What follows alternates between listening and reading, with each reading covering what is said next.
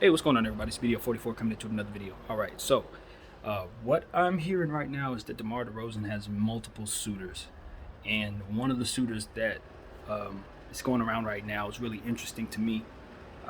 Gives me the same good feeling that CP3 to the Phoenix Suns had when I first heard about it. DeMar DeRozan and Norman Powell are rumored to be considering the Detroit Pistons. Now, the reason why this is exciting to me for the Pistons is because I think DeMar DeRozan is the exact type of weapon that I'd want to accompany Cade Cunningham in assisting him with facilitating the basketball and scoring the ball and things of that nature. Another huge body to throw in a lineup that would already be a big lineup. You're talking about Isaiah Stewart, Jeremy Grant, Cade Cunningham, DeMar DeRozan, and Sadiq Bey. That is a seriously big lineup. Huge players that can play some defense, that are athletic. They have enough shooting in that lineup, I believe, to make it make sense, depending on how well DeMar is shooting. They got some guys coming off the bench. Obviously, if they would be able to bring in Norman Powell, that would be a huge piece. The kid Lee that they got is a good piece. Of course, the players that they picked up in the draft, Garza, and I don't know the other guy's name, but those are pieces that I expect to help them quite a bit. So I'm not saying that DeMar DeRozan does the same thing that Chris Paul would do for the Phoenix Suns. It's not. I'm just saying that the feeling I got that this is a perfect fit that I didn't really even consider. Exact same feeling. This is a perfect fit that I didn't even consider. DeMar DeRozan should 100% consider going to the Detroit Pistons. Cade Cunningham makes them a very different organization entirely. You know, if he weren't there, I'm not considering this. But since he's there, oh yeah, because that's a 6'8", 6'9" point guard. Woo! And you throw DeMar DeRozan in that lineup with those other guys. Oh man, listen. One of the things that I like about the Philadelphia 76ers was that their lineup is huge. Their starting lineup is huge. Same thing with the Milwaukee Bucks. They have a big lineup.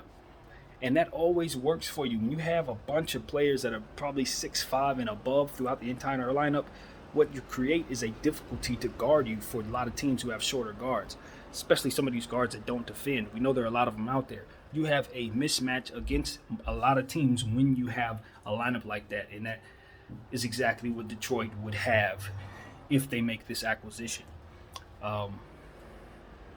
And two, as I mentioned, I think a lot of teams, like for example, a team like Cleveland, a team like Orlando, they could use a Chris Paul / Gordon Hayward type of star to come in and just make their young group come together.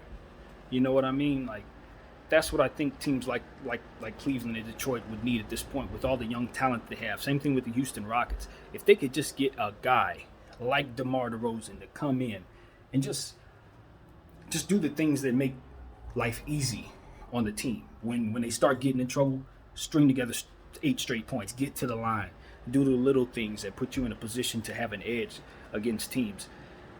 If all of those teams have a guy or two like that in their starting lineup, they can become a playoff team. And I think that that's exactly what DeMar DeRozan would do for a Detroit Pistons team with a ready-to-go point guard that I think you put him in the right situation, he could lead you as far as you want to go, depending on the team around him. I mean, I don't think after what I've seen from Cade Cunningham's, footage and things of that nature, I think he's ready to go. I think he's ready to go. I don't see any caps on his game. His basketball IQ and his ability, the fact that he's ambidextrous, these are things that you don't have to really learn too much when you come into the league.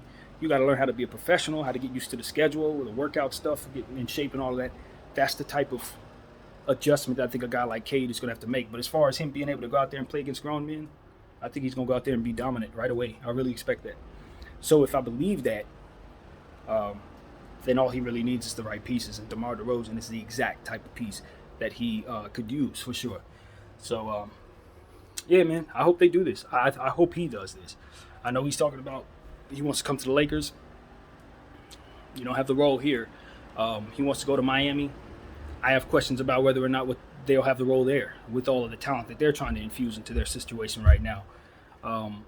With no word on what's going to happen with Tyler Hero and some of those other young players that are in regular rotation. Are they supposed to take steps back when you bring in guys like DeMar DeRozan and Kyle Lowry? I mean, Miami has an interesting thing that they're trying to do, but I'm afraid they're going to be pushing some players who need to be taken forwards, steps forward backwards. That's what I'm thinking. So I wouldn't go there if I were DeMar DeRozan. I would not want to be a part of that.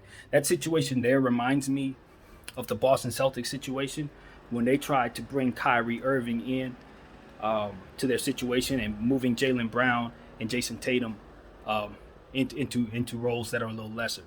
That was a bad combination of players. On paper, it looked great, but bringing in Gordon Hayward, bringing in Kyrie Irving, that really put a strain on that team.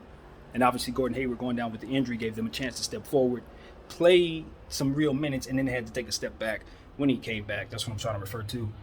This reminds me of that. You just don't ask players who are already ready to take steps forward into their careers, almost ready to get paid.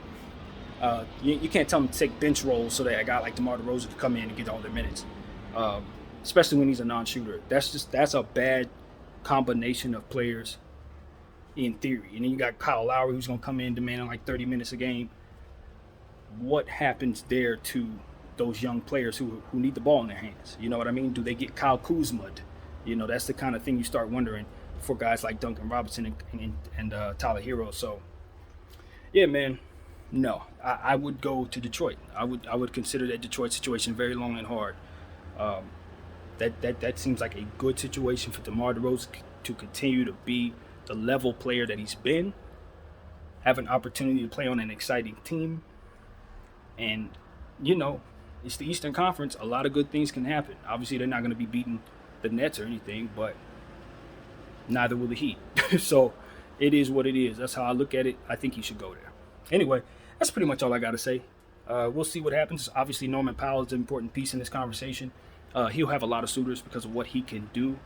I thought his acquisition was a bit weird for the Portland Trailblazers, giving up Gary Trent for his expiring contract, especially if they didn't intend to bring him back. Kind of a head scratcher, but Portland kind of does some things that are different. So I don't know, but obviously Toronto won that trade because they got Gary Trent and he's going to be playing with them this season. So what are they going to do? At any rate, we'll keep an eye on that. If they both go to Detroit, that just makes Detroit that much better. So I like that. I like the idea of that. Anyway, my name is BO44. Thanks for watching once again. I'm out.